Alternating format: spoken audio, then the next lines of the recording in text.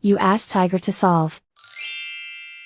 This deals with linear equations with one unknown.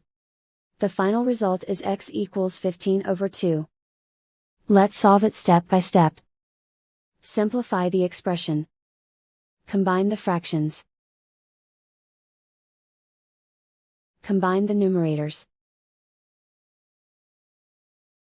Find the greatest common factor of the numerator and denominator. Factor out and cancel the greatest common factor. Isolate the L. Multiply both sides by inverse fraction 3/2. Group like terms. Multiply the coefficients.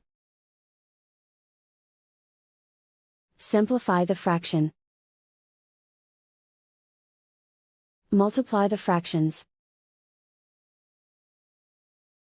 Simplify the arithmetic. And so the final result is x equals 15/2.